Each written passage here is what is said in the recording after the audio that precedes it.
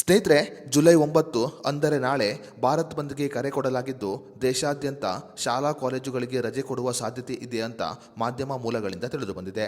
ಹೌದು ಸ್ನೇಹಿತರೆ, ಬ್ಯಾಂಕಿಂಗ್ ಕ್ಷೇತ್ರವಾಗಿರಬಹುದು, ವಿಮಾ ಕ್ಷೇತ್ರವಾಗಿರಬಹುದು, ಅಂಚೆ ಕಚೇರಿ, ಕಲ್ಲಿದ್ದಲು ಗಣಿಗಾರಿಕೆ, ಹೆದ್ದಾರಿ ಮತ್ತು ನಿರ್ಮಾಣ ಕ್ಷೇತ್ರಗಳ ಸುಮಾರು 25 ಕೋಟಿಗೂ ಅಧಿಕ ಕಾರ್ಮಿಕರು ಬುಧವಾರ ಅಂದರೆ ಜುಲೈ 9ಕ್ಕೆ ಭಾರತ್ ಬಂದ್ಗೆ ಕರೆ ಕೊಟ್ಟಿದ್ದಾರೆ.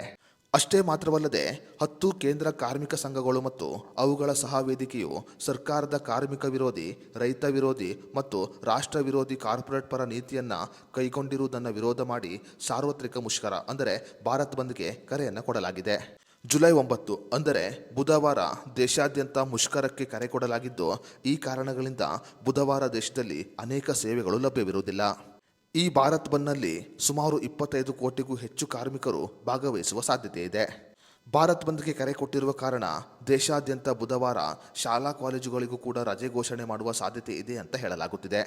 ಕರ್ನಾಟಕದಲ್ಲಿ ಕೂಡ ಭಾರತ್ ಬಂದ್ ಯಶಸ್ವಿಯಾದರೆ ಕರ್ನಾಟಕದಲ್ಲಿ ರಜೆ ಘೋಷಣೆ ಮಾಡುವ ಸಾಧ್ಯತೆ ಇದೆ. ಬುಧವಾರದ ರಜೆ ಘೋಷಣೆ ಬಗ್ಗೆ ಸರ್ಕಾರ ಯಾವುದೇ ಅಧಿಕೃತ ಘೋಷಣೆಯನ್ನ ಮಾಡಿಲ್ಲ. ಬುಧವಾರದ ಪರಿಸ್ಥಿತಿಯನ್ನ ನೋಡಿಕೊಂಡು ರಜೆ ಘೋಷಣೆ ಮಾಡುವ ಸಾಧ್ಯತೆ ಇದೆ.